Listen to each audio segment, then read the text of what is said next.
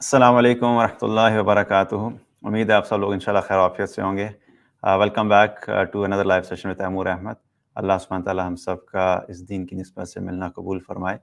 और आज अल्हम्दुलिल्लाह हमारे जो रमज़ान की सीरीज़ हमने स्टार्ट की life changing habits from Quran, उसका आज 10वां सेशन है। और अल्लाह सुब्हानहू तआला की तौफ़ीक़ और फ़ज़ल से अल्हम्दुलिल्लाह अल्लाह ताला ने यहाँ तक पहुँचाया। और अल्लाह ताला से दुआ है कि जो कुछ भी अब तक हमने कहा सुना उसको समझने की तौफ़ीक़ अता फ़रमाए, उस पे अमल की तौफ़ीक़ अता फ़रमाए। और जो बाकी दिन रह गए हैं उनके अंदर भी इंशाअल्लाह अल्लाह सुब्हानहू तआला खैर आफ़ियत के साथ इस सीरीज़ को जो है आगे लेके चलने की तौफ़ीक़ अता फ़रमाए और हमें ज़्यादा से ज़्यादा जो है उससे फ़ायदा हासिल करने की तौफ़ीक़ अता फ़रमाए। अच्छा जी, आप लोग जहाँ से जॉइन इन कर रहे हैं वो मेंशन कर दीजिए। और आज का जो टॉपिक है वो पहले ही सिस्टर रुबीना नूरी ने मेंशन कर दिया था, दुआ कभी करनी नहीं छोड़नी चाहिए। जी, बेसिकली आज का टॉपिक यही है कि दुआ करना कभी मत छोड़ें। बेसिकली जो हमने सीरीज़ स्टार्ट की है उसका पर्सपेक्टिव एक दोबारा से क्लियर कर दूँ कि हमने उन हैबिट्स के बारे में बात करना शुरू की हैं जिनको अगर हम अपनी ज़िंदगी का हिस्सा बना लें तो उनकी वजह से हमारी ज़िंदगी के अंदर बेहतरी आ सकती है, हमारी ज़िंदगी मुस्बत तौर पे तब्दील हो सकती है। उन्हीं में से जो एक अमल है वो है अल्लाह सुब्हानहू तआला से दुआएँ मांगना, अल्लाह को पुकारना। ये एक ऐसा अमल है कि अगर हम इसको अपनी ज़िंदगी का एक हिस्सा बना लें और इसको उस तरीके से करें जिस तरीके से इसके आदाब हैं और जिस तरीके से हमें बताया गया है, और इसके फ़वाइद और इसके बारे में हमें दुआ के बारे में ये क्लैरिटी हो कि जो हमारे ज़हनों में बहुत सारे सवाल होते हैं जिनके बारे में हमें कन्फ्यूजन होती है, वो सब चीज़ें अगर बिल्कुल क्लियर होंगी तो फिर दुआ मांगने का मज़ा भी आता है और दुआ के असरात भी नज़र आते हैं हमें, और हमें फिर यकीन होता है कि हमारी कोई दुआ जो है वो ज़ाया नहीं होती। तो आज इंशाल्लाह इसी टॉपिक के बारे में बात करेंगे।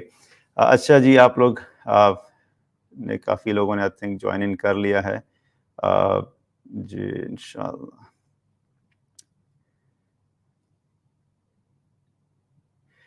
ओके, आई थिंक अपना आज का सेशन स्टार्ट करते हैं। काफ़ी लोग ज्वाइन कर लीजिए। अल्हम्दुलिल्लाह रब्बिल आलमीन वस्सलातु वस्सलामु अला रसूलिहिल करीम व अला आलिहि व अस्हाबिहि अजमाइन अम्मा बाद। फ़अऊज़ु बिल्लाहि मिनश शैतानिर रजीम। बिस्मिल्लाहिर रहमानिर रहीम। रब्बि शरह ली सदरी व यस्सिर ली अमरी वहलुल उक़दतम मिन लिसानी यफ़क़हू क़ौली। अल्लाह ताला ने कुरान में फरमाया, वक़ाल रब्बुकुम उदऊनी अस्तजिब लकुम, कि आप अपने परवरदिगार को पुकारें, आप इनसे कह दीजिए कि आप अपने परवरदिगार को पुकारें, अल्लाह को पुकारें, वो तुम्हारी पुकार को सुनेगा, तुम्हारी दुआओं को कबूल करेगा। अल्लाह सुब्हानहू तआला ने कुरान में बहुत सारी जगह पे दुआ का तज़किरा किया, अल्लाह से दुआ मांगने के बारे में फरमाया, और अहादीस में भी बहुत सारी जगहों पे हमें इस दुआ के बारे में पता लगता है कि दुआ मांगना जो है वो कितना अहम अमल है हमारे दीन का, हमारे ईमान का। क्योंकि एक हदीस में आता है, रसूलुल्लाह सल्लल्लाहु अलैहि वसल्लम ने फरमाया, अद्दुआ हुवल इबादा, कि दुआ इबादत ही है। यानी दुआ को भी वो मकाम दिया गया कि जो दुआ की जाती है वो भी एक किस्म की इबादत है। और अगर हम अपनी नमाज का जायज़ा लें, हम जब नमाज पढ़ते हैं तो नमाज में भी अगर देखा जाए, हम सूरह फातिहा जब पढ़ते हैं तो हम अल्लाह सुब्हानहू तआला से हकीकत में दुआ ही मांग रहे होते हैं। हम सूरह फातिहा का जो आगाज़ करते हैं अल्लाह सुब्हानहू तआला की तारीफ़ से करते हैं, अल्लाह के शुक्र से करते हैं, अल्लाह की बड़ाई से करते हैं। और फिर उसके बाद जो असल बात होती है वो हम क्या होता है कि अल्लाह सुब्हानहू तआला से क्या कहते हैं कि इय्याका नअबुदु व इय्याका नस्तईन, या अल्लाह हम सिर्फ तेरी ही इबादत करते हैं और सिर्फ तुझी से मदद मांगते हैं। और फिर उसके बाद अगली बात हम क्या करते हैं, इहदिनस सिरातल मुस्तकीम, कि अल्लाह हमें तो सिरात मुस्तकीम की तरफ हिदायत अता फरमा।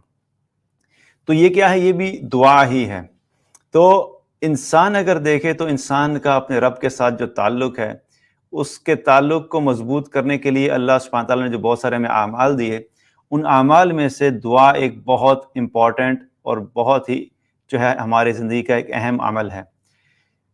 लेकिन ये दुआ अगर देखा जाए तो हम इसकी जब सही तरीके से इसको समझेंगे और इसके मकासद को समझेंगे, इसको मांगने के तरीके को समझेंगे, तो तभी ये हमारे लिए फ़ायदेमंद होगी।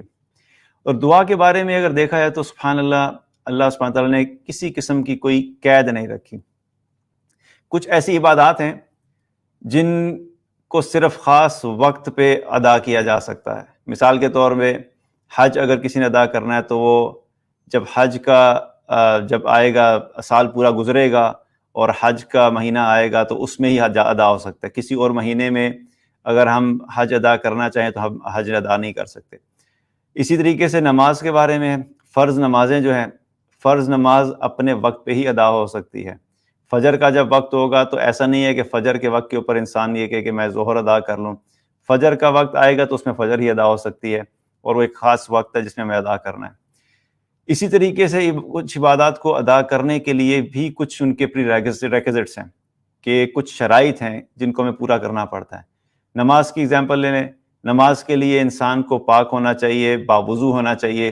اگر وضو نہیں ہے تو وضو کے بغیر نماز نہیں ہو سکتی. لیکن دعا ایسی عبادت ہے کہ جس کے لیے اللہ سبحانہ تعالیٰ نے کوئی قید نہیں رکھی.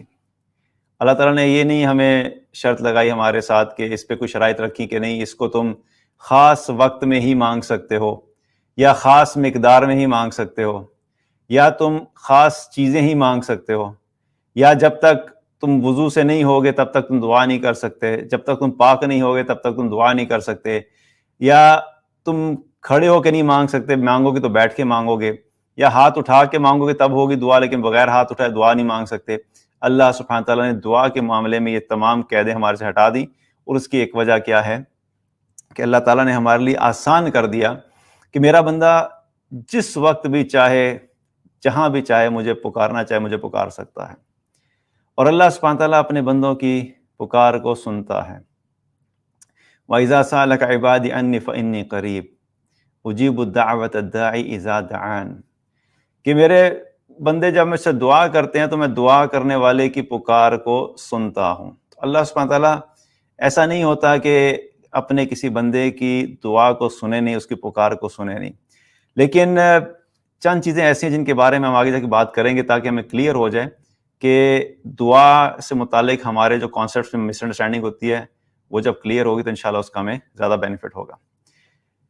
اسی طرح اگر دعا کے بارے میں دیکھا جائے تو دعا مانگنا جو ہے وہ آپ صلی اللہ علیہ وسلم کی سنت بھی ہے، اور آپ صلی اللہ علیہ وسلم نے اپنی زندگی میں بہت زیادہ کثرت سے دعائیں مانگی. آپ نے اچھے حالات میں بھی دعائیں مانگی، مشکل حالات میں بھی دعائیں مانگی، دن میں بھی دعائیں مانگی، حج کے موقع پہ بھی دعا مانگی، سواری کے اوپر بیٹھے ہوئے دعائیں مانگی، رات کو اللہ کے سامنے قیام کرتے ہوئے دعائیں مانگی، عام حالات میں چلتے ہوئے دعائیں مانگی، جب غزوات ہو رہے تھے، دشمن کا سامنا ہو رہا تھا، اس سے پہلے دعائیں مانگی. آپ صلی اللہ علیہ وسلم کی زندگی میں دعا جو تھی وہ بہت اہم تھی، اور آپ کی سنت بھی ہے، اور وہ طریقہ ہم نے وہاں سے سیکھا کہ ہمیں ہر حال میں اللہ سبحانہ تعالیٰ سے دعائیں مانگتے رہنا چاہیے. حالانکہ اگر دیکھا جائے تو رسول اللہ صلی اللہ علیہ وسلم کے ساتھ تو اللہ سبحانہ تعالیٰ کی براہ راست ڈائریکٹ مدد تھی، اور جب مدد کنفرم تھی تو ہم اپنے ذہن سے اگر سوچیں تو دعا مانگی جائے نہ مانگی جائے تو اللہ تعالیٰ کی طرف سے آلریڈی کمٹمنٹ ہے کہ ہر معاملے میں مدد ہے.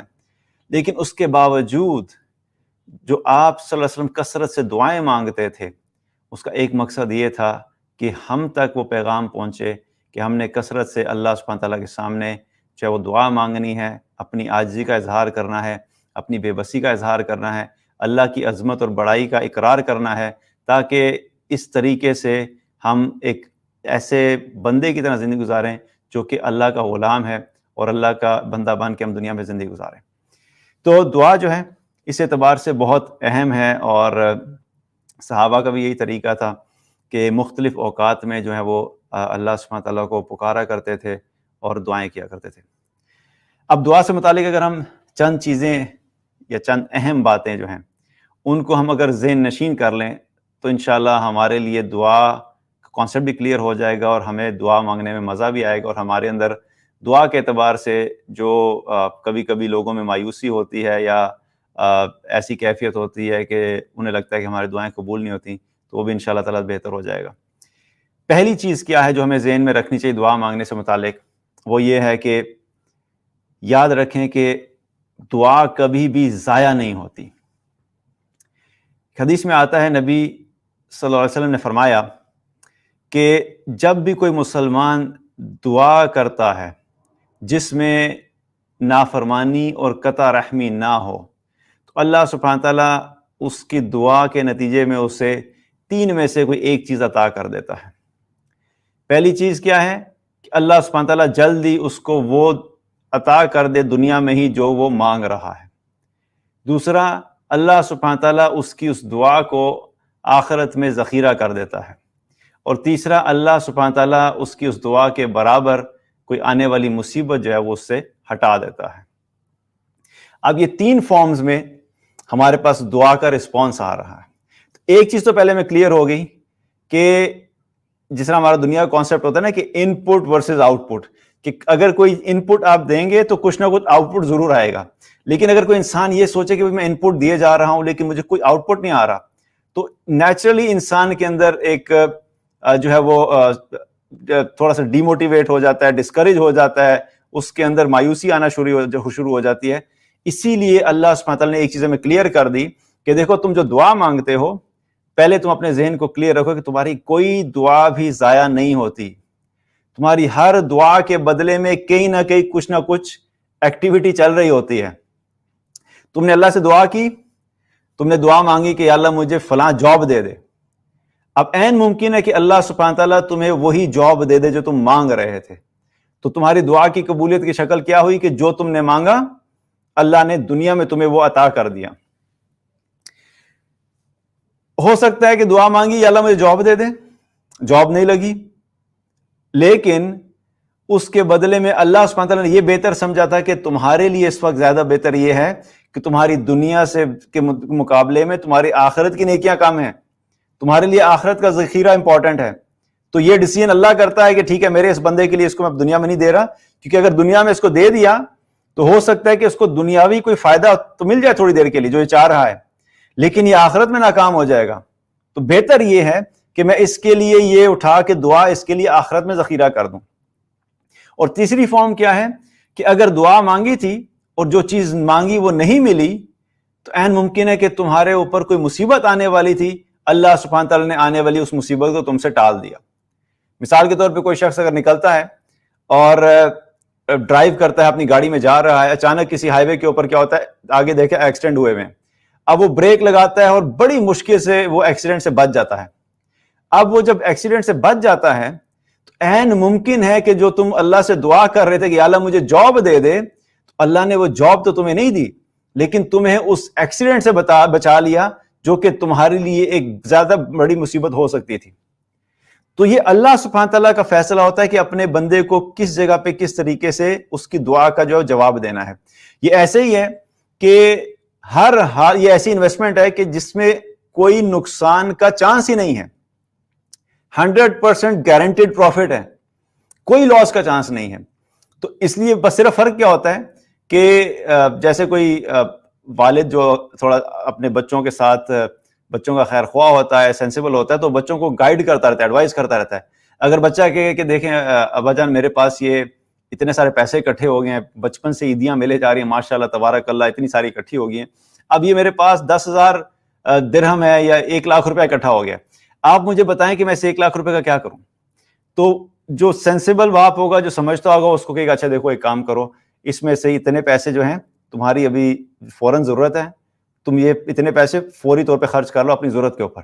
اچھا اس میں سے یہ والے پیسے جو ہیں تم اس سے تھوڑا سا گولڈ لے کے رکھ لو، کیونکہ گولڈ کی پرائس بڑھتی رہے گی، آگے جا کے تمہارے کام آئے گا۔ اور یہ والے پیسے جو تم کیش کے طور پہ اپنے پاس رکھ لو، کیونکہ اچانک کوئی مشکل آ سکتی ہے تو تمہیں کیش کی ضرورت پڑ سکتی ہے، تمہیں اس طریقے سے رکھ لو۔ اب ہو کیا رہا ہے، تو وہ تینوں کی تینوں بینیفٹ جو ہیں اس بچے کے پاس ہی ہیں، صرف لوکیشنز ڈیفرنٹ ہو گئی ہیں، رسک ڈائیورسیفائی ہو گیا ہے۔ تو اللہ سبحانہ تعالیٰ اپنے بندوں کا ماؤں سے بھی زیادہ خیر خواہ ہے، تو اپنے بندے کی کسی دعا کو بھی ضائع نہیں کرتا، بس پھر یہ دیکھتے ہیں کہ میرے بندے نے جو مجھ سے مانگا ہے اس وقت اس کو یہ دینا زیادہ بہتر ہے، یا اس کو کسی مصیبت سے بچانا زیادہ بہتر ہے، یا اس کو آنے والے دنوں میں جو آخرت میں اس کی نیکیاں کم ہو جانی ہیں، تو بہتر یہ ہے کہ اس کی نیکیوں میں اس کا ذخیرہ کر دو۔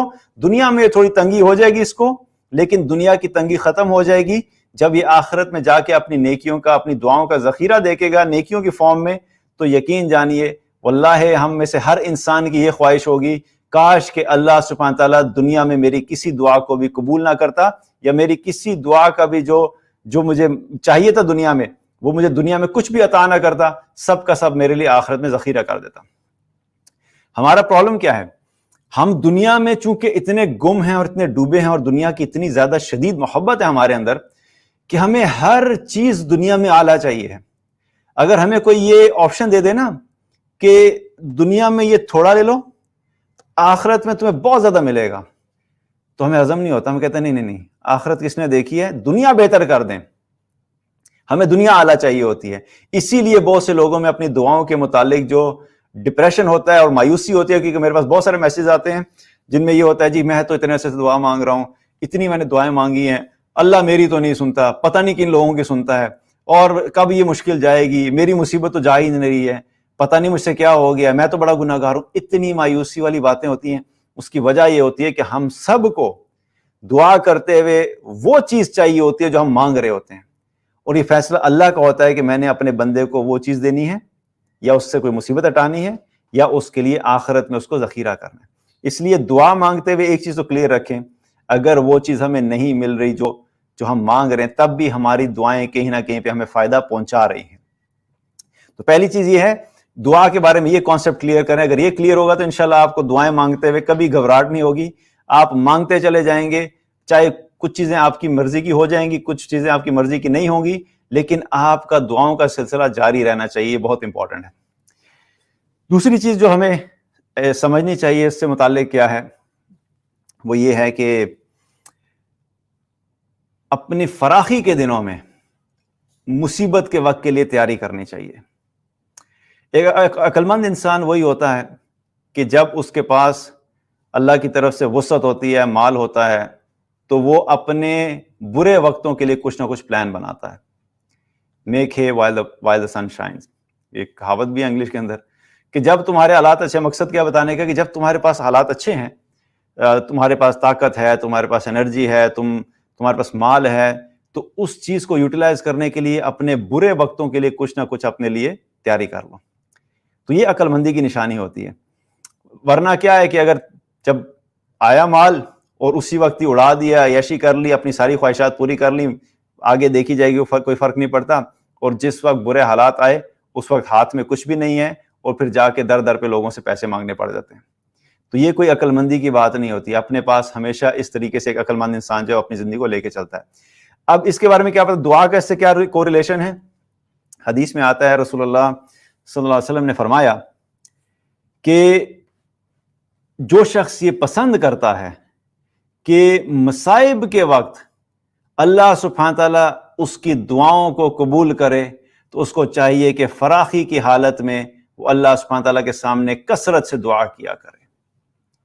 بڑا زبردست فارمولہ دے دیا کہ اگر تم یہ چاہتے ہو کہ جب تمہارے اوپر مصیبتیں آئیں، مشکلات آئیں، آزمائشیں آئیں، اور یہاں پہ ایک چیز ہمیں پتہ ہونی چاہیے کہ ہماری زندگی کا جو پیٹرن ہے وہ ہمیشہ ایک جیسا نہیں رہتا۔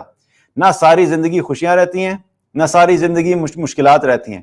کبھی اللہ سبحانہ تعالیٰ راحت دیتا ہے، کبھی غم دیتا ہے، کبھی وسعت ہوتی ہے، کبھی تنگی ہوتی ہے، کبھی مال زیادہ ہوتا ہے، کبھی مال کم ہوتا ہے۔ تو یہ اپس اینڈ ڈاؤنز لائف میں چلتے رہتے ہیں۔ لیکن عقل مند انسان کون ہوتا ہے کہ جب اللہ سبحانہ تعالیٰ اس کو خوشحالی دے، اس کی زندگی بڑی زبردست چل رہی ہے، جاب اچھی چل رہی ہے، یا بزنس اچھا چل رہا ہے، مالی تنگی نہیں ہے، گھر بھی ٹھیک ہے، گاڑی بھی موجود ہے، جو بھی بنیادی ضروریات زندگی ہیں سب چیزیں بالکل ٹھیک چل رہی ہیں، تو اس وقت کثرت سے دعائیں کیا کریں۔ انسان کا ایک بہت بڑا المیہ یہ ہے کہ وہ اللہ کو اس وقت پکارنا شروع کرتا ہے جب اس کے اوپر کوئی مشکل یا مصیبت آتی ہے، اور جب وہ مشکل اور مصیبت چلی جاتی ہے تو کیا کرتا ہے؟ وہ اللہ کو بھول جاتا ہے۔ اللہ تعالیٰ نے اس چیز کا قرآن میں بھی ذکر کیا، وَإِذَا مَسَّ الْإِنسَانَ الضُّرُّ دَعَانَا لِجَنبِهِ أَوْ قَاعِدًا أَوْ قَائِمًا، کہ جب بھی انسان کو کوئی تکلیف پہنچتی ہے اس وقت وہ اس کی حالت دیکھا کرو تم کہ وہ بیٹھے ہوئے بھی اور کھڑے ہوئے بھی اور لیٹے ہوئے بھی ہمیں پکار رہا ہوتا ہے۔ بس اس وقت اللہ ہی اللہ یاد ہوتا ہے۔ جب مشکل آئی، مصیبت آئی، اس وقت جو بندہ نماز نہیں پڑھتا 5 نمازیں شروع ہو گئیں، تہجد بھی شروع ہوگی، تسبیحات بھی شروع ہو گئیں، قرآن کی تلاوت بھی شروع ہوگی، صدقات بھی شروع ہو گئے، اللہ سے مانگے جا رہا ہے، دن رات مانگ رہا ہے، رو رہا ہے، گڑ گڑا رہا ہے، سجدے میں گرا ہوا ہے۔ لیکن کیا ہوا؟ جو ہی اللہ سبحانہ تعالیٰ نے اس کی وہ خواہش پوری کر دی، وہ مشکل دور ہوگی، وہ مصیبت دور ہوگی، اب کیا ہوا؟ اب اللہ کو بھول گیا۔ ایسے ہو جاتا ہے، پھر اللہ نے کیا فرمایا کہ ایسے ہو جاتا ہے جیسے اس نے کبھی ہم سے دعا مانگی ہی نہیں تھی، جیسے کبھی کوئی تعلق ہی نہیں تھا، جیسے کبھی وہ مشکل میں آیا ہی نہیں تھا، جیسے اس کا کوئی رب تھا ہی نہیں، اور وہ ہمیشہ ایسی زندگی گزار رہا تھا۔ تو اللہ سبحانہ تعالیٰ نے ہمارے اس رویے کا ذکر کیا ہے کہ دیکھو، اصل میں اگر تم چاہتے ہو کہ تمہیں اللہ سبحانہ تعالیٰ مصیبت کے دنوں میں یاد رکھے تو تم اللہ کو آسائشوں کے دنوں میں یاد رکھو۔ اگر تم چاہتے ہو کہ اللہ مشکلات میں تمہاری دعائیں سنے تو جب اللہ نے تمہیں آسانی دی ہے اور تمہیں فراخی دی ہے، اس حالت میں تم اللہ کو پکارو۔ جب تم اس حال میں اللہ کو پکارو گے تو مشکل حالات میں اللہ تمہیں یاد رکھے گا اور تمہاری دعاؤں کو قبول فرمائے گا۔ تو یہ بہت امپورٹنٹ ہے کہ ہم اپنی زندگی میں جب اچھے حالات ہوں اس وقت دعاؤں کی کثرت کریں، کیونکہ یہ وہ وقت ہوتا ہے جب انسان شکر کی کیفیت میں ہوتا ہے، اور شکر کی کیفیت جو ہوتی ہے وہ جس طرح صبر مشکل ہوتا ہے اس طرح شکر کی کیفیت مشکل ہوتی ہے۔ صبر کے اندر مصائب مصیبتیں پھر بھی انسان کو اللہ کے قریب کر دیتی ہیں، لیکن جب زندگی میں نعمتیں زیادہ ہو جاتی ہیں، مال زیادہ ہو جاتا ہے، تو یہ چیزیں انسان کو اللہ سے غافل کرتی ہیں۔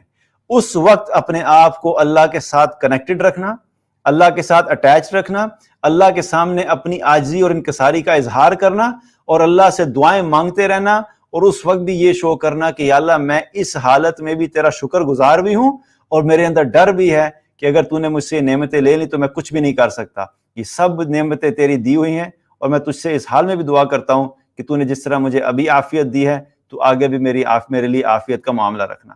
تو اچھے حالات جب ہوں اس وقت دعاؤں کی کثرت کریں، تاکہ اول تو اللہ سبحانہ تعالیٰ ہم سب کو آزمائشوں سے بچائے، لیکن بہرحال اگر زندگی میں کوئی آزمائشیں آتی ہیں تو اس وقت پھر جب ہمیں دعاؤں کی قبولیت کی ضرورت ہوتی ہے تو اللہ سبحانہ تعالیٰ ہماری مصیبتوں اور مصائب کے دنوں میں بھی دعاؤں کو قبول فرمائے گا۔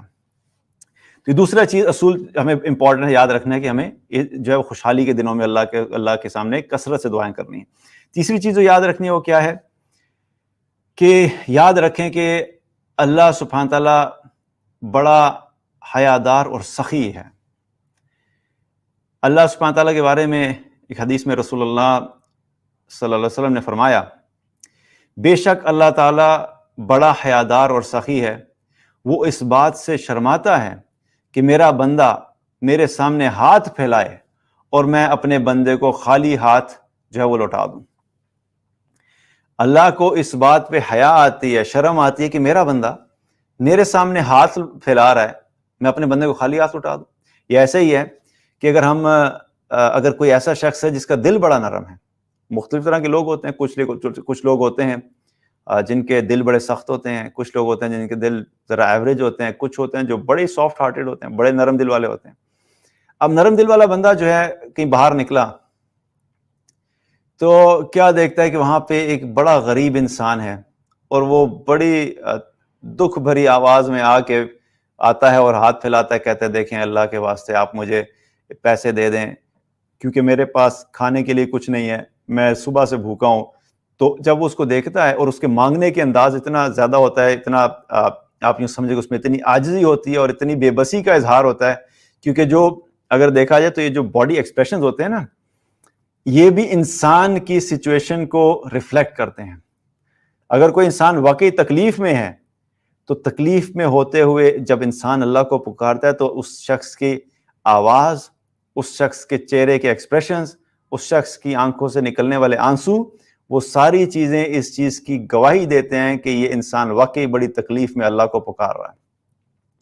تو بہرحال جب اگر وہ بندہ آئے گا اور اس قسم کے ایکسپریشنز کے ساتھ اور اس کی آنکھوں سے آنسو بھی نکل جائیں تو نرم دل کیا، اگر کوئی سخت دل بھی ہوگا وہ بھی اس کو دیکھ کے کچھ نہ کچھ پکڑا دے گا کہ دیکھو بھائی بڑی مشکل کے اندر ہے، یہ لو تم کچھ پیسے لے لو، اللہ تمہارے لیے آسانی کرے۔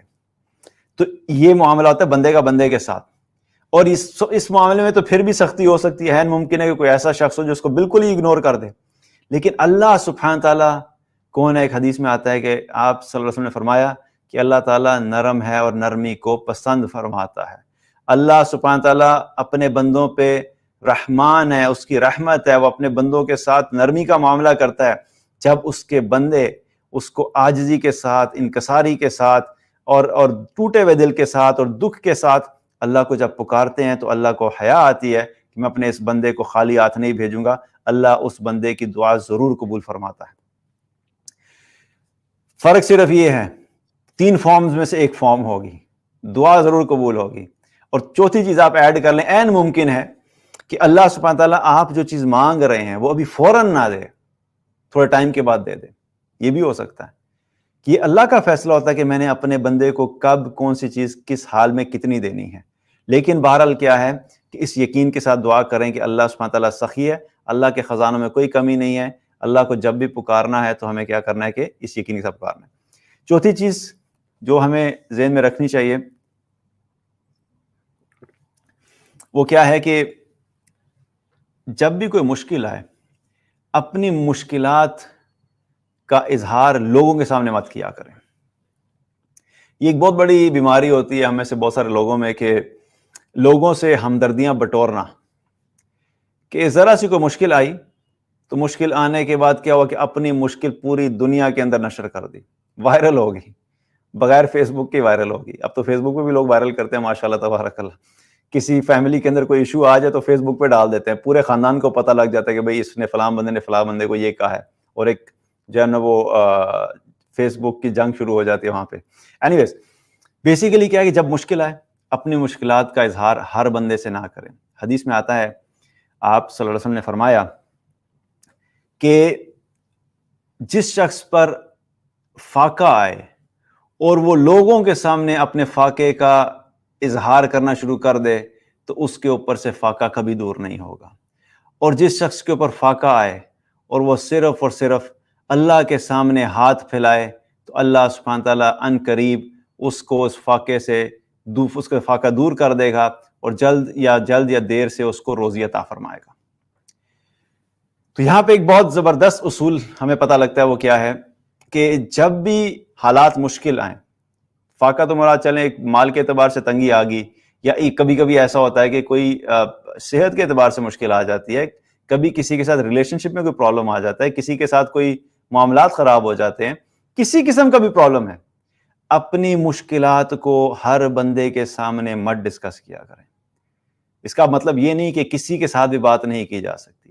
اپنی لائف میں کوئی نہ کوئی ایسا بندہ ہونا چاہیے، انسانی فطرت ہے کہ انسان ہر چیز اپنے اندر ایبزارب نہیں کر سکتا، اس کو کوئی نہ کوئی ایک شخص تو چاہیے ہوتا ہے جس سے اس نے ڈسکس کرنا ہوتا ہے، لیکن وہ کوئی ایک آدھا ٹھیک ہے، وہ پورا خاندان نہیں ہونا چاہیے، وہ پورا آفس نہیں ہونا چاہیے، پوری دنیا کو نہیں پتا ہونا چاہیے کہ آپ کے اوپر یہ مشکل آئی ہے۔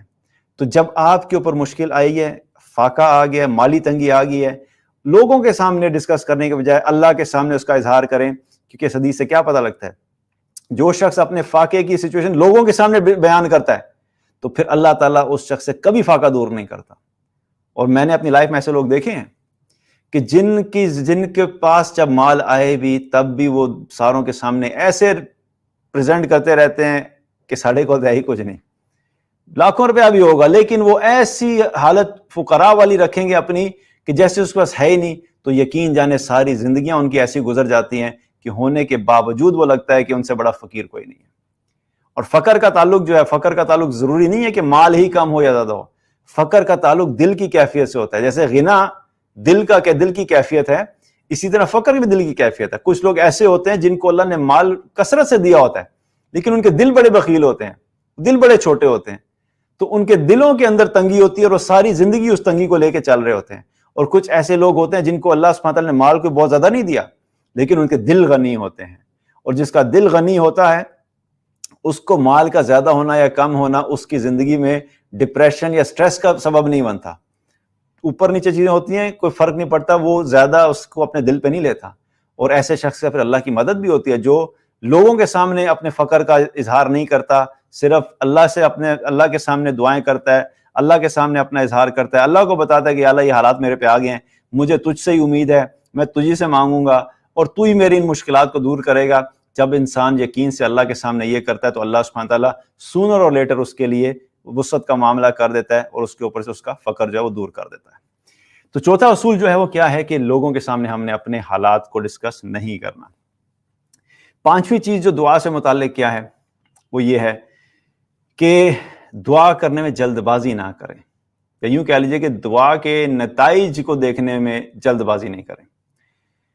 حدیث میں آتا ہے آپ صلی اللہ علیہ وسلم نے فرمایا کہ آدمی کی دعا اس وقت تک قبول ہوتی رہتی ہے جب تک وہ گناہ یا قطع رحمی کی دعا نہ کرے، اور جب تک وہ جلد بازی سے کام نہ لے۔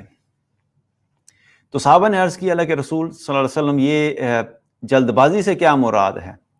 تو آپ نے فرمایا کہ بندہ اللہ سے دعا کرتا رہتا ہے اور جب تھوڑا ٹائم گزرتا ہے تو وہ یہ کہنے لگ جاتا ہے کہ میں نے اللہ سے بڑی دعائیں کی لیکن میری دعا تو قبول ہی نہیں ہوتی، اور پھر وہ دعا کرنا چھوڑ دیتا ہے۔ تو جلد بازی سے مراد کیا ہے کہ ہم نے دعا کے لیے کوئی ٹائم نہیں رکھنا، یا ہمارے ایکسپیکٹڈ ریزلٹس ہیں اس کے لیے ہمیں ڈیوریشن نہیں رکھنی کہ نہیں اگر تو میں بس ایک ہفتہ دعا کروں گا، ایک ہفتے میں میری دعا قبول ہوئی تو ٹھیک ہے، ورنہ میں نے دعائیں چھوڑ دینی ہیں۔ مطلب آپ سوچیں کچھ ایسے لوگ بھی ہوتے ہیں جو اللہ کے ساتھ اس طرح ٹریڈ کر رہے ہوتے ہیں کہ نہیں میں یہ نمازیں اس تب پڑھوں گا جب تک اس وقت پڑھوں گا جب میری مسائل حل ہوں گے، اور نمازیں اس وقت تک پڑھتا رہوں گا جب میری زندگی آسان رہے گی، اگر میری زندگی مشکلات آئیں تو میں نے نمازیں چھوڑ دینی ہیں۔ دعائیں اس وقت مانگوں گا جب مجھے نظر آئے گا کہ میری دعائیں قبول ہو رہی ہیں، جب میری دعائیں قبول ہی نہیں ہو رہی تو میں دعا مانگنا چھوڑ دوں گا۔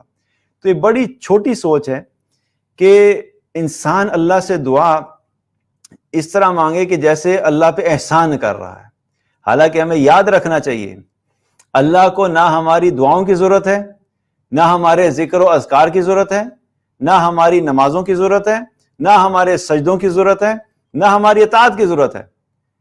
اللہ سبحانہ تعالیٰ کو ہماری ان چیزوں کی ضرورت نہیں ہے، ہمیں اللہ کی ضرورت ہے کہ کسی طرح اللہ میری طرف متوجہ ہو جائے، کسی طرح اللہ مجھ سے راضی ہو جائے، کسی طرح اللہ سبحانہ تعالیٰ مجھ پہ نظر کرم کر دے، اپنی رحمت کا معاملہ کر دے۔ یہ میری ریکوائرمنٹ ہے، ہم فقیر ہیں، ہمیں اللہ کی ضرورت ہے، ہم اللہ کے محتاج ہیں۔ اپنے ذہنوں کو ہمیں کلیئر کرنے کی ضرورت ہے، کیونکہ بہت سے لوگ اس مائنڈ سیٹ کے ساتھ زندگی گزار رہے ہوتے ہیں کہ میں عبادتیں کر کے میں اللہ پہ احسان کروں، معاذ اللہ۔ ہم سارے مل کے بھی، کیونکہ حدیث میں بار بار کوٹ کرتا ہوں، بڑی زبردست حدیث ہے، اس میں اللہ سبحانہ تعالیٰ نے ہمارے دماغوں کو ایسا جھنجھوڑا ہے کہ وہ حدیث کا کیا مفہوم ہے کہ حدیث قدسی ہے کہ تم سارے کے سارے، تمہارے اگلے اور پچھلے، اول و آخر، جن و انس، سب کے سب مل کے تم میں سے ایسے شخص کی طرح ہو جائیں جو کہ تم میں سب سے زیادہ گناہگار، فاسق اور فاجر ہے، تو تم ساروں کے اس عمل کی وجہ سے اللہ سبحانہ تعالیٰ فرماتا ہے کہ میری شان میں ذرہ برابر بھی کمی نہیں آئے گی۔ ایک بندے کی اطاعت نہ ہونے کی وجہ تو چھوڑیں، اللہ سبحانہ تعالیٰ کہتا ہے کہ پوری نوع انسانیت اور سارے جن سارے مل کے بھی تم اللہ کی نافرمانی کرنے لگ جاؤ تو اللہ کی بڑائی، اللہ کی شان کے اندر ذرہ برابر بھی کمی نہیں آئے گی۔ اللہ سبحانہ تعالیٰ کو ہماری ضرورت نہیں ہے، اپنے دماغوں کو ہمیں جو ہے نا ٹھیک کرنے کی ضرورت ہے، ہمیں اللہ کی ضرورت ہے۔ اس لیے ہمیں عاجزی اختیار کرنی ہے، چاہے ہمیں ظاہری طور پہ رزلٹس فوراً نظر آ رہے ہیں یا نہیں نظر آ رہے، ہم نے اللہ سے مانگتے رہنا ہے، اور اس میں کبھی ہم نے نہیں روکنا، کیونکہ ہمیں نہیں پتا کہ عین ممکن ہے کہ جس وقت رزلٹس آنے کا ٹائم تھا، ابھی اللہ تعالیٰ نے دعا کے ذریعے سے ہمارے نتائج دکھانے تھے، اسی وقت ہم دعا کرنا چھوڑ دیں اور وہ سب چیز جو اتنے عرصے کی محنت ہے وہ ساری کی ساری کیا ہو، ضائع ہو جائے۔ تو یہ چیز ہمیں کیا ہے، پانچویں چیز اس سے پتہ لگتی ہے کہ جلد بازی نہیں کرنی اور دعائیں مانگتے رہنے۔ اور ہمیں ایسی ایگزامپلز ملتی ہیں کہ ایوب علیہ السلام بہت بڑی ایگزامپل، 18 سال تک اللہ کو پکارتے رہے۔ آپ سوچیں نبی ہو کے 18 سال مشکل ترین حالات میں، صحت چلی گئی، گھر چلا گیا، مال چلا گیا، اولاد چلی گئی، بیماری کی یہ حالت آ گئی کہ خود چلنے کے قابل نہیں رہے، بیویاں تھی بیویاں چھوڑ کے چلیں گی، صرف ایک بیوی ساتھ رہے گی جو ان کے خیال کرتی تھی، اور جا کے بعد میں جو ہے تھوڑا سا باہر سے محنت مزدوری کر کے کچھ جو ہے وہ کھانے پینے کے لیے چیزیں ارینج کرتی، دیٹس اٹ۔ اتنا عالی شان زندگی گزارنے والا شخص اور اللہ کے نبی ہیں، لیکن اتنے مشکل حالات آئے کہ 18 سال ان مشکل حالات میں گزارے، لیکن اس کے باوجود اللہ کو پکارنا نہیں چھوڑا۔ انی مسنی الضر وانت ارحم الراحمین، سبحان اللہ، کیا کمال ان کا انداز ہے، اللہ سے شکوے بھی نہیں کیے۔ اتنی مصیبت آئی اور اللہ کو کیا کہہ رہے ہیں کہ اللہ مجھے بس تھوڑی سی تکلیف پہنچی ہے اور تو رحم کرنے والا میں بہترین رحم کرنے والا ہے۔ یہ بھی نہیں مانگا یا اللہ اس بیماری سے نکال دے، یا اللہ کس مشکل میں پھنس گیا ہوں، یا اللہ میرے سے کیا غلطی ہو گئی ہے، یا اللہ بس تو اس بیماری کو دور کر دے، بس یہ بیماری ٹھیک کر دے، باقی مسئلہ نہیں ہے، یا اللہ میرا مال چلا گیا مال دے دے۔ حالانکہ اسپیسیفک دعائیں مانگنے کی اجازت ہے، لیکن آپ شان اور ظرف دیکھیں کہ 18 سال مشکل میں گزارنے کے باوجود بھی اللہ کے ساتھ معاملہ ایسا ہے کہ اللہ کے سامنے الفاظ میں بھی شکوہ نہیں کیا۔ حالانکہ اگر دیکھا جائے تو ہم اپنے ذہن سے سوچے تو اگر کسی کو شکوہ کرنے کا واقعی حق بنتا تھا تو ایوب علیہ السلام تھے، جس قدر مشکل تھی ان پہ۔ ہماری مشکل کیا ہوتی ہے، ادھر 5,000 روپے کا نقصان نہیں ہوتا تو ہمیں لگتا ہے دنیا الٹی ہو گئی ہماری، لٹ گئے پٹ گئے برباد ہو گئے، موبائل فون ذرا سا چوری ہو گیا گر گیا زندگی ختم ہو گئی، تھوڑی دیر کے لیے مالی تنگی آ گئی اللہ کو چھوڑ کے بیٹھ گئے۔ یہ ہمارے حالات ہیں۔ تو اپنے ایمان کو اور اللہ سے تعلق کو مضبوط کرنے کی ضرورت ہے کہ دعا میں جلد بازی نہیں ہم نے کرنی۔ جب دعائیں مانگنی تو مانگتے رہیں، سمجھیں کہ یہ دعا ایسی چیز ہے یہ مرتے دم تک ہم نے مانگنی ہے، اس کا کوئی ٹائم فریم نہیں ہے کہ بس اچھا اب حالات بہتر ہو گئے ہیں چلیں جی اب سکون کریں گے، جب پھر دوبارہ مصیبت آئے گی پھر جا کے اللہ کے دروازے کو کھٹکھٹائیں گے۔ اللہ کے دروازے کو ہم نے روزانہ کھٹکھٹاتے رہنا۔ پانچویں چیز یہ ہے کہ ہم نے دعا کے نتائج کے اندر جلد بازی نہیں کرنی۔ چھٹی چیز کیا ہے کہ دعا کی جو طاقت ہمیں پتہ لگتی ہے کہ دعا کتنا پاورفل ٹول ہے جو اللہ سبحانہ تعالیٰ نے ہمیں دیا ہے۔ نماز بڑی عبادت ہے، ایمان کے بعد جو سب سے اہم عمل جو ہے دین میں وہ کیا ہے، وہ نماز کا ادا کرنا۔ حج بہت بڑی عبادت ہے، والدین کے ساتھ حسن سلوک کرنا حقوق العباد کے اعتبار سے بہت بڑی عبادت ہے۔ تو بہت ساری عبادات ہیں، لیکن تقدیر جیسی چیز، تقدیر کا معاملہ کیا ہوتا ہے کہ اللہ سبحانہ تعالیٰ نے اس دنیا کو جب بنایا تو اس کے بنانے سے 50,000 سال پہلے سب چیزوں کے بارے میں تقدیر لکھ دی گئی تھی اور صحیفے بند کر دیے گئے تھے۔ آپ یوں سمجھیں کہ پورا اسکرپٹ جو ہے کہ کس انسان نے کب آنا ہے، وہ کتنا عرصہ دنیا میں رہے گا، اس کا رزق کتنا ہوگا، اس کو آسانیاں کون سی ملنی ہیں، اس کے اوپر مصیبتیں کون سی آنی ہیں، اس کی زندگی میں کیا کیا اپس اینڈ ڈاؤنز آنے ہیں، وہ تقدیر ساری لکھ دی گئی ہے۔ اعمال کے علاوہ، اعمال کی بات نہیں ہو رہی، اعمال تقدیر میں نہیں لکھے ہوئے، یہ کلیئر رکھیں کیونکہ بہت سے لوگ اس بارے میں کنفیوز ہو جاتے ہیں کہ اچھا جی اس کا مطلب ہے اگر اللہ نے ہمارے نصیب میں ہدایت نہیں لکھی تو ہم نے مانگنی نہیں ہے، اگر اللہ نے ہمارے نصیب میں نماز لکھی ہوگی تو ہم پڑھ لیں گے۔ اعمال کا تعلق تقدیر سے نہیں ہے، حالات کا تعلق تقدیر کے ساتھ ہے۔ حالات اللہ نے لکھ دیے ہیں کہ مال کبھی زیادہ ہوگا کبھی کم ہوگا، اس کو اولاد دینی ہے اس کو اولاد نہیں دینی، اس کو کتنے بچے دینے اس کو کتنے نہیں دینے، اس کو کب دے کے اس سے لے لینے ہیں کس سے نہیں لینے، سب تقدیر میں لکھا ہوا ہے۔ اتنا بڑا عمل جو 50,000 سال پہلے طے ہو گیا ہے وہ نہ ہماری نماز سے چینج ہو سکتا ہے نہ ہمارے حج سے چینج ہو سکتا ہے، بلکہ دعا کے بارے میں آپ صلی اللہ علیہ وسلم نے کیا فرمایا کہ تقدیر جیسی چیز کو صرف دعا ہی تبدیل کر سکتی ہے۔ تقدیر جیسی چیز کو صرف دعا ہی تبدیل کر سکتی ہے۔ آپ دعا کی طاقت کو سمجھیں، یہ اللہ نے وہ ٹول دیا ہے کہ اگر کسی شخص کی تقدیر میں کوئی آنے والی مشکل لکھی ہے، ہمیں پتہ نہیں ہے فیوچر میں کیا ہونا ہے، تو اگر یا کوئی مشکل آ گئی ہے اور عین ممکن ہے کہ اس مشکل کے بارے میں اللہ تعالیٰ نے یہ فیصلہ کیا ہو کہ اس انسان کو میں نے اس مشکل میں اگلے 3 سال تک رکھنا ہے، ہو سکتا ہے تقدیر میں لکھا ہو یہ، لیکن جو مشکل آئی آپ نے دعائیں مانگنا شروع کر دی، اللہ کے سامنے رونا شروع کر دیا۔ کہتے ہیں رونا پٹنا پا دیتا ہے، تو اللہ کے سامنے رونا پٹنا آپ ڈال دیا کریں، کوئی مسئلہ نہیں ہے، لوگوں کے سامنے مت ڈالا کریں، مطلب لٹ گئے پٹ گئے برباد ہو گئے اللہ کے سامنے بالکل ایسی حالت میں آ جائے کریں کہ مطلب جو فقیر سے بھی گرے سے گرا فقیر ہوتا ہے نا اس سے بھی زیادہ نیچے آ جائے کریں اللہ کے سامنے صرف۔ اب آپ نے دعائیں مانگنا شروع کی تو جو مصیبت 3 سال تک آپ کے اوپر ہونی تھی، مثال کے طور پہ سمجھا رہا ہوں، عین ممکن ہے کہ آپ کی دعاؤں کی وجہ سے اللہ سبحانہ تعالیٰ اس 3 سال کی مصیبت کو آپ سے اٹھا لے، ہو سکتا ہے ودن اے منتھ اللہ تعالیٰ آپ کے لیے وہ آسانی کا معاملہ کر دے۔ یہ کیا ہوا؟ دعا کی وجہ سے اللہ نے تقدیر تبدیل کر دی۔ تو دعا میں یہ طاقت ہے۔ اب یہاں پہ ایک چیز اور کلیئر کر دوں، اس کا مطلب یہ نہیں ہے کہ دعا تقدیر کو لازمی تبدیل کرے گی، یہ بھی ڈفرینس سمجھ لیں۔ اللہ تعالیٰ نے ایک حدیث میں کیا پتہ لگتا ہے کہ دعا میں ایسی طاقت ہے کہ اگر اللہ نے کسی کی تقدیر کو تبدیل کرنے کا فیصلہ کیا تو اس کا راستہ دعا ہے، اس میں بہت بڑا اگر ہے، لیکن یہ فیصلہ الٹیمیٹلی پھر بھی اللہ کی ہی بارگاہ میں ہوتا ہے، ڈیسیژن میکر اللہ ہی ہے۔ ہم دعائیں کریں، دعا سننے کی وجہ سے اللہ تعالیٰ فیصلہ کر لے چلو ٹھیک ہے میرا بندہ یہ دعا مانگ رہا ہے، اس کی تقدیر کو میں چینج کر دیتا ہوں، لیکن عین ممکن ہے کہ اللہ تقدیر کو نہ بھی تبدیل کرے۔ اللہ کی حکمت ہے، اللہ کا فیصلہ ہے، ہم اللہ کے غلام ہیں، اور اللہ سبحانہ تعالیٰ کے ساتھ ہم ہر حال میں راضی ہیں، چاہے وہ آسانی ہو یا مشکل ہو. ہمارا ایٹیٹیوڈ اللہ کے ساتھ یہ رہے گا کہ نہیں، ہم اللہ کی اطاعت کریں گے. تو یہ دعا ایسی چیز ہے، اس کو ہمیں اس یقین سے مانگنا چاہیے کہ اس سے زیادہ پاورفل ٹول ہمارے پاس ہے کوئی نہیں جو کہ تقدیر جیسی چیز کو بھی تبدیل کر سکتی ہے.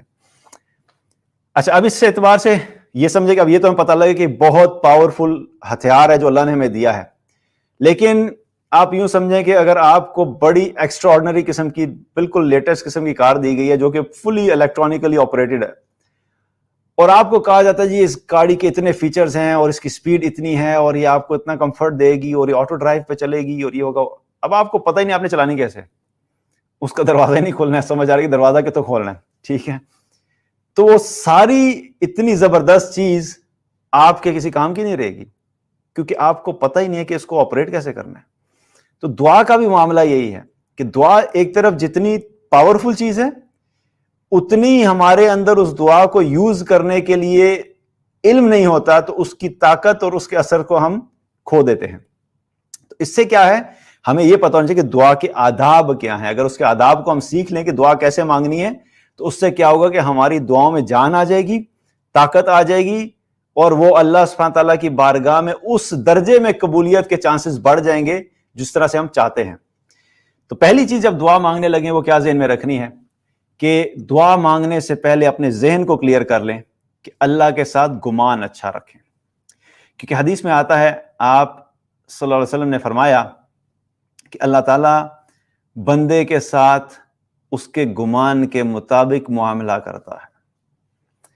بندے کا گمان اللہ سے اچھا ہوگا تو اللہ کی طرف سے معاملہ اچھا آئے گا، حکم اچھا آئے گا، خیر کا حکم آئے گا.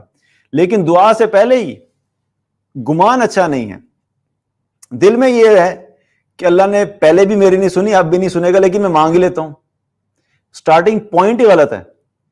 جب شروع سے ہی اللہ سے گمان غلط ہے کہ نہیں بھی میں نے پہلے بھی مانگی تھی، مجھے پتہ ہے میری دعائیں نہیں قبول ہوتی، لیکن میں بس اس لیے مانگ لیتا ہوں، میں نے فارمیلٹی تو پوری کر لوں نا. تو آپ کے وہ کہتے ہیں کہ گاڑی سٹارٹ کرنے کے لیے آپ نے گاڑی سٹارٹ کرنے کی کوشش کی، بیچ میں پیٹرول ہی کوئی نہیں ہے، اور بھائی پیٹرول نہیں ہوگا تو آپ کے پاس فراری بھی ہے، وہ بھی نہیں چلنے والی، اور اگر پیٹرول ہے گاڑی میں تو نسان ٹڈا بھی بھاگے گی. ٹھیک ہے، تو بات یہ ہے کہ اپنی دعاؤں کا جو سٹارٹنگ پوائنٹ ہے اس کے اندر جان تو ڈالیں تھوڑی، اور وہ جان کیا ہے؟ اللہ سے گمان اچھا کرنا.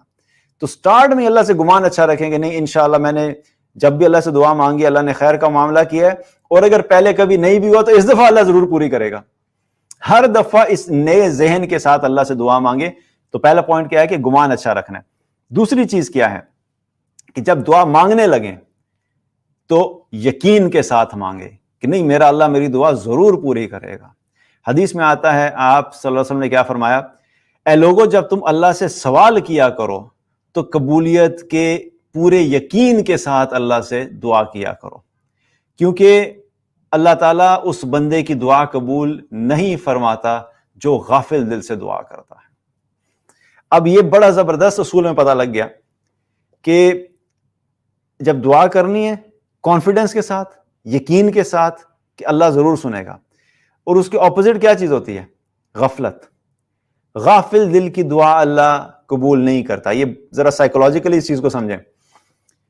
انسان دعا کرنے کے لیے بیٹھا یا نماز کے بعد دعا کر رہا ہے، یا ایون تہجد کا ٹائم ہے جو کہ قبولیت کا ٹائم ہوتا ہے، اس وقت دعا کر رہا ہے.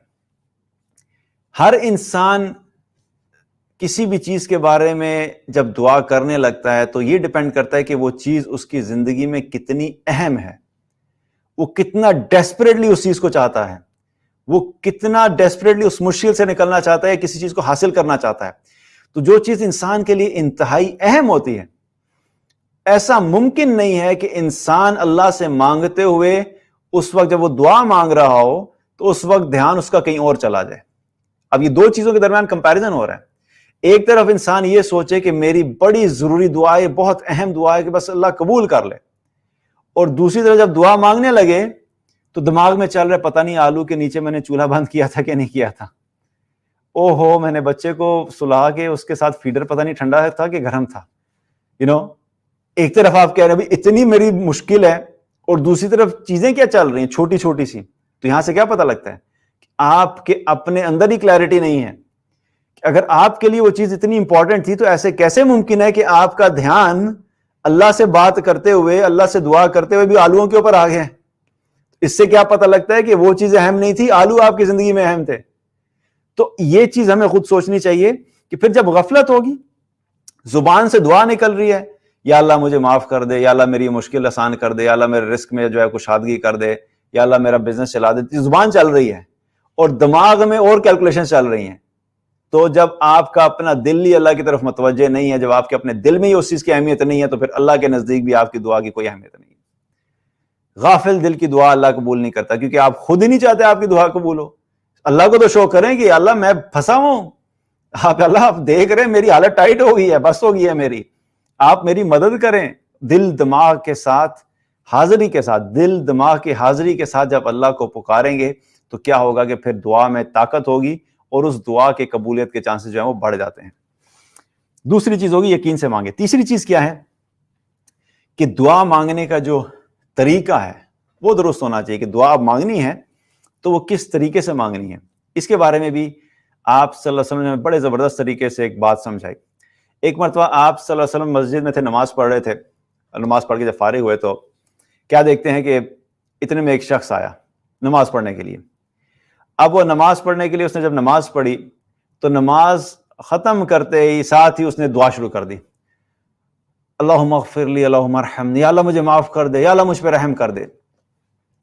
جب آپ صلی اللہ علیہ وسلم نے یہ دیکھا تو آپ نے اس سے کہا کہ اے نمازی, اگر تم نے دعا مانگنی تھی تو دعا مانگنے کا پھر طریقہ بتایا کہ جب تم نے دعا مانگنی ہوتی ہے تو تم ایسا کیا کرو کہ نماز اپنی ختم کرو, اطمینان سے بیٹھو, اس کے بعد اللہ سبحانہ تعالیٰ کو اس کے ناموں سے پکارو, اس کی تعریف کرو, پھر میرے اوپر درود بھیجو اور اس کے بعد پھر دعا مانگو. یہ ترتیب سکھائی. پھر کیا ہوا, اتنے میں ایک اور شخص آیا, اور وہ شخص آیا تو آ کے ایک دوسرا شخص آیا, اس نے نماز پڑھنا شروع کی. نماز پڑھ کے جب وہ فارغ ہوا تو نماز پڑھ کے فارغ ہو کے اطمینان سے بیٹھا, پھر اس نے اللہ کی تعریف کی, پھر اس نے نبی صلی اللہ علیہ وسلم پہ درود بھیجا اور پھر دعا مانگنی شروع کی. تو اس شخص کو آپ صلی اللہ علیہ وسلم نے فرمایا کہ اے نمازی, اب تو دعا مانگ, تیری دعا قبول ہوگی. دعا کا طریقہ کیا ہے ہمیں پتہ لگ گیا. جب دعا مانگنے لگے تو شروع نہ ہو جائے کرے سیدھی اپنی جو ہے نا وہ مشکلات ہی نہیں پیش کر دینی چاہیے. طریقہ کیا ہے کہ اللہ سبحانہ تعالیٰ کو اللہ کے پیارے ناموں سے پکاریں, اللہ کی تعریف کریں, اللہ کی بڑائی کریں. سبحان اللہ والحمد للہ ولا الہ الا اللہ واللہ اکبر, لا الہ الا انت سبحانک انی کنت من الظالمین. یہ الفاظ بھی وہ ہیں, یہ جو الفاظ ہیں جو کہ یونس علیہ السلام کی بھی دعا ہے. ان الفاظ کے بارے میں بھی کیا آتا ہے کہ آپ صلی اللہ علیہ وسلم نے فرمایا کہ جو شخص بھی اللہ تعالیٰ کو ان الفاظ کے ساتھ پکارتا ہے اور دعا کرتا ہے, اس شخص کی دعا اللہ تعالیٰ ضرور قبول کرتا ہے. تو یہ سیکھیں, اس کو روٹین بنائیں. پہلے اللہ کو اللہ کے ناموں سے یاد کریں, اللہ کی تعریف کریں, پھر نبی صلی اللہ علیہ وسلم پہ درود بھیجیں, اور پھر اپنی دعا جو ہے وہ کرنا شروع کریں. اور اس میں پھر دعا مانگتے ہوئے ہمیں یہ بھی خیال کرنا چاہیے کہ ہمیں بیلنس رکھنا چاہیے, ہمیں اپنی آخرت کی بھی دعائیں مانگنی ہیں, دنیا کی بھی دعائیں مانگنی ہیں. تو ان آداب کے ساتھ اور اس طریقے کے ساتھ جب دعا مانگیں گے تو کیا ہوگا کہ ہماری دعاؤں کی قبولیت کے چانسز جو ہے وہ بڑھ جائیں گے. تو یہ 3 چیزیں ہوگی آداب کے اعتبار سے.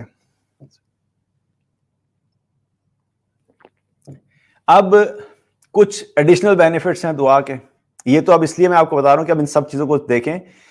آپ سوچیں کہ ہماری لائف میں ایک بہت سٹریسفل سچویشن ہے, اس کا حل صرف یہی ہے کہ جب وہ سچویشن کلیئر ہوگی تب ہی مسئلہ حل ہوگا. مثال کے طور پہ کسی انسان کا میاں بیوی کا کوئی ریلیشن شپ ہے, وہ بڑا میسڈ اپ ہو گیا, اور یہ ایسی سچویشن ہوتی ہے کہ چاہے دنیا کی ساری نعمتیں انسان کے پاس ہوں, اگر آپ کے کسی قریبی جاننے والے کے ساتھ ریلیشن شپ خراب ہو گئے ہیں, یا والدین کے اپنے بچوں کے ساتھ خراب ہو گئے ہیں, یا بہن بھائیوں کے آپس میں کسی بات پہ مسئلہ ہو گیا ہے, تو انسان کے دل کا سکون کیا ہوتا ہے, برباد ہو جاتا ہے. تو جب تک وہ مسئلہ حل نہیں ہوگا تب تک کیا ہوگا, دل کو سکون نہیں آئے گا. یا مال کے اعتبار سے بھی بزنس بالکل ڈاؤن چلا گیا, اور جب تک اب اتنے حالات خراب ہو گئے ہیں کہ گھر کا خرچہ بھی پورا نہیں ہو رہا, تو انسان پہ کیا ہوتا ہے, سٹریس ہوتا ہے, شدید سٹریس ہوتا ہے. اس وقت ہماری لائف کی کوالٹی بہتر ہونے کا ایک ہی طریقہ ہے کہ وہ چیز چینج ہو جائے. بزنس ڈاؤن ہے تو بزنس دوبارہ چلنا شروع ہو جائے, تھوڑی انکم آنا شروع ہو جائے, تو وہ جو اسٹریس لیول ہے وہ بہتر ہو جائے گا, کوالٹی آف لائف بہتر ہو جائے گی, اور ہماری لائف بالکل چینج ہو جائے گی. اب یہ پوری لائف کی چینج کے اندر آپ سوچیں کہ آپ اس اسٹرگلنگ ٹائم سے گزر رہے تھے, آپ نے دعاؤں کے بارے میں اس چیز کو ذہن میں رکھ کے اللہ کو پکارنا شروع کیا, اور آپ نے جب پکارنا شروع کیا تو اللہ سبحانہ تعالیٰ نے آپ کی اس دعا کو سن لیا اور آپ کے اس مسئلے کو دنیا میں حل کر دیا. تو جو ہی یہ حل ہوگا تو کیا ہوگا؟ دعا کی وجہ سے ہماری لائف بالکل چینج ہو جائے گی. تو یہ کیا ہے کہ یہ فائدہ ہے دعا مانگنے کا. اب اس کے ایڈیشنل بینیفٹس کیا ہیں کہ جب انسان دعا مانگتا ہے تو اللہ سبحانہ تعالیٰ کے سامنے کیا ہوتا ہے؟ اس شخص کے اندر عاجزی اور انکساری پیدا ہوتی ہے. وہ انسان جو ہے اللہ کے سامنے جھکا ہوا ہوتا ہے, وہ اپنی بے بسی کا اظہار کرتا ہے, وہ اللہ کو یہ شو کرتا ہے کہ اللہ میں کچھ بھی نہیں ہوں, میری کوئی اوقات نہیں ہے, میں بالکل بے بس ہوں, میری اپنی پلاننگ, میرے اپنے کنیکشن, میری اپنی عقل, میرا اپنا مال, میرے جاننے والے, میرے کسٹمرز, میری فائنینشیل پلاننگ, میری کوئی چیز کسی کام کی نہیں ہے, بس میں ہر چیز کے لیے تیرا محتاج ہوں. میں یہ اسباب ضرور اپناتا ہوں لیکن میں تیری خیر کا طلبگار ہوں اور تیرے فیصلوں کا طلبگار ہوں, اور تیری مدد کے بغیر میں ایک قدم بھی نہیں چل سکتا. تو یہ چیز انسان کے اندر کیا ہوتا ہے؟ عاجزی پیدا کرتی ہے. اور اللہ کو اپنے بندوں میں عاجزی جو ہے پسند ہے, اور خاص طور پہ اس اعتبار سے پسند ہے کہ بندے اللہ سبحانہ تعالیٰ کے سامنے دعا مانگا کریں. کیونکہ ایک جیسے پتہ لگتا ہے کہ جو شخص اللہ سے دعا مانگتا ہے اللہ اس کو پسند کرتا ہے, اور جو اللہ سے دعا نہیں مانگتا اللہ اس شخص کو پسند نہیں کرتا. کیونکہ دعا کا نہ مانگنا اللہ سے یہ تکبر کی بھی نشانی ہوتی ہے. کون شخص دعا نہیں مانگتا؟ وہ دعا نہیں مانگتا جو یہ سمجھتا ہے کہ میں آئی ایم مسٹر نو آل, مجھے سب پتا ہے, میں خود سنبھال لوں گا, میں کنٹرول کر لوں گا, مجھے کسی کی ضرورت نہیں ہے. یہ انسان کے تکبر کی علامت ہوتی ہے. بندوں کے سامنے جو مرضی انسان کرے, لیکن اللہ کے ساتھ یہ رویہ نہیں رکھا جا سکتا. اللہ سبحانہ تعالیٰ کے سامنے ہر حال میں, چاہے سچویشن 100% اپنے کنٹرول میں بھی نظر آ رہی ہے, اس کے باوجود بھی اللہ کے سامنے دعائیں مانگتے رہنا, یہ انسان کے اندر عاجزی پیدا کرتی ہے, اور اللہ سبحانہ تعالیٰ کو عاجزی اور انکساری اپنے بندوں میں پسند ہے. دوسرا بینیفٹ کیا ہے اس چیز کا کہ جب انسان دعائیں مانگتا ہے تو اس سے اللہ کے ساتھ تعلق جو ہے وہ ریفریش ہو جاتا ہے. دعا مانگتا ہے تو کیا ہے؟ ہم سب کی ضرورت ہے کہ ہم اللہ سبحانہ تعالیٰ کے ساتھ ہمارا تعلق جو ہے وہ اچھا رہے, مضبوط رہے, اور ہم بار بار اللہ کو یاد کرتے رہیں, اس میں ہمارا ہی فائدہ ہے. تو تعلق جو ہے وہ ریفریش ہوتا رہتا ہے دعاؤں کی وجہ سے. اس سے کیا ہے کہ اللہ سبحانہ تعالیٰ کے ساتھ جب ہم انسان دعا ایک قسم کی اللہ سے بات کرنا ہی ہوتا ہے. جب انسان اللہ سے دعا کرتا ہے تو انسان اللہ کو یاد کرتا ہے, اور وہ جو تعلق کے اندر گیپ ہوتا ہے وہ گیپ جو ہے وہ بہتر ہو جاتا ہے, اور کنیکشن ریفریش ہو جاتا ہے. تیسری چیز کیا ہے کہ انسان کے اندر امید قائم رہتی ہے. جب انسان دعا کرتا رہتا ہے نا, اور جب تک وہ چیز نہیں ہو رہی تو اس کے بیک آف دا مائنڈ یہ چلتا رہتا ہے, نہیں کوئی بات نہیں, میں نے اللہ سے دعا کی ہوئی ہے, انشاءاللہ بہتر ہوگا. میں نے اللہ سے دعا مانگنا چھوڑی نہیں ہے, آج نہیں ہوگا تو کل ہو جائے گا, کل نہیں ہوگا تو پرسوں ہو جائے گا, کبھی نہ کبھی تو بہتری ہوگی. تو یہ جو امید ہوتی ہے نا, یہ انسان کو چلتا رکھتی ہے. جب انسان کے اندر سے کسی چیز کے بارے میں امید بالکل ختم ہو جائے پھر اس کے لیے حالات کا مقابلہ کرنا مشکل ہو جاتا ہے. تو دعا کرنا انسان کے اندر اللہ کے ساتھ ایک امید, ایک ہوپ کو جو ہے وہ الائیو رکھتی ہے, اور یہ بڑا امپورٹنٹ ہوتا ہے کہ ہم اپنی زندگی میں اسپیشلی مشکل حالات کے اندر اپنی زندگی میں ہمیشہ امید کو ساتھ لے کے چلنا, ہوپ ہونی چاہیے. اگر زندگی میں چیزیں ہوپلیس ہو جائیں پھر حالات مشکل ہوتے ہیں. تو دعا ایک ایسی چیز ہے جو انسان کے اندر امید کی جو روشنی ہوتی ہے اور کرن ہوتی ہے اس کو جگا کے رکھتی ہے. اور چوتھی چیز کیا ہے کہ جب انسان دعا مانگتا ہے تو دعا مانگنے کی وجہ سے انسان کا دل کا بوجھ ہلکا ہو جاتا ہے. جب بندہ ٹوٹا ہوا ہوتا ہے, مشکل میں ہوتا ہے, بے بسی کے عالم میں ہوتا ہے, اس کو ظاہری طور پہ کچھ اسباب نظر نہیں آ رہے ہوتے, اس نے کچھ کوششیں کی ہوتی ہیں, وہ کوششیں بھی ناکام ہو جاتی ہیں. تو جب اس ٹوٹے دل کے ساتھ بیٹھتا ہے اللہ کے سامنے, اللہ سے بات کرتا ہے, چند آنسو بہاتا ہے, اللہ سبحانہ تعالیٰ اپنے اس بندے کے دل کو ہلکا کر دیتا ہے. اور یہ بھی ایک بہت بڑی اچیومنٹ ہوتی ہے ایسی سچویشن میں, کیونکہ اگر دل کے اوپر ایک کانسٹنٹ بوجھ رہے, سٹریس رہے, تو وہ انسان کی زندگی کے لیے اور صحت کے لیے بھی خراب ہوتا ہے. جب انسان اس حال میں اللہ کو پکارتا ہے اور اللہ سبحانہ تعالیٰ اس کے دل کے بوجھ کو ہلکا کر دیتا ہے, تو یہ بھی دعا کی وجہ سے بینیفٹ ہوتا ہے. ایٹ لیسٹ وہ جو سٹریس لیول تھا وہ بھی تھوڑا ریلیف ہو گیا, تو ہمیں اس کا بھی کچھ نہ کچھ فائدہ ہو جاتا ہے. تو یہ چند جو ہے وہ فوائد ہیں دعا کے اعتبار سے، جو دنیاوی اعتبار سے، یہ بھی ہمیں ذہن میں رکھنا چاہیے۔ اللہ سبحانہ تعالیٰ سے دعا ہے کہ اللہ تعالیٰ ہم سب کو ایمان عطا فرمائے اور دعائیں اس طریقے سے کرنے کی توفیق عطا فرمائے جس طرح کرنا چاہیے۔ وآخر الدعوانا الحمدللہ رب العالمین۔ اچھا جی، آج کی دعا، ٹاپک بھی دعا ہے، تو ہم آج کی دعا کے بارے میں بھی بات کر لیتے ہیں انشاءاللہ۔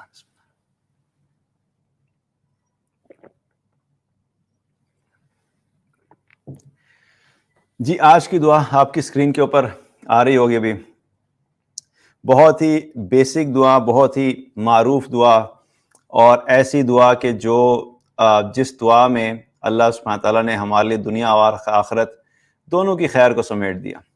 اور دعا کیا ہے؟ ربنا آتنا فی الدنیا حسنہ وفی الآخرۃ حسنہ وقنا عذاب النار۔ اے ہمارے رب، تو ہمیں دنیا میں بھلائی عطا فرما اور آخرت میں بھلائی عطا فرما، اور ہمیں آگ کے عذاب سے بچا۔ یہ ایسی جامع دعا ہے کہ جس میں اللہ سبحانہ تعالیٰ نے ہمیں سکھا دیا کہ جب تم اپنے رب سے کچھ مانگو تو دنیا اور آخرت دونوں مانگا کرو۔ کیونکہ اس سے پہلے ایک جگہ پہ جو ذکر آ رہا تھا کہ کچھ لوگ ایسے ہیں اللہ سے جو صرف دنیا مانگتے ہیں۔ یہ بھی ایسی کیٹیگری ہے لوگوں کی جو اللہ سے مانگتے ہیں تو صرف دنیا مانگتے ہیں۔ تو جو اللہ سے صرف دنیا مانگتا ہے تو اللہ سبحانہ تعالیٰ کیا فرماتا ہے کہ پھر ہم اس کو دنیا میں سے کچھ نہ کچھ دے دیتے ہیں جتنا ہم چاہتے ہیں، لیکن پھر ایسے لوگوں کا آخرت میں کوئی حصہ نہیں ہے۔ لیکن جو لوگ ہم سے دنیا بھی مانگتے ہیں اور آخرت بھی مانگتے ہیں، پھر اللہ سبحانہ تعالیٰ ان لوگوں کے لیے دنیا میں بھی خیر کا معاملہ کرتا ہے اور آخرت میں بھی خیر کا معاملہ کرتا ہے۔ تو اس دعا میں ہم اللہ سے کیا مانگ رہے ہیں کہ اللہ ہمیں دنیا میں بھی بھلائی عطا فرما۔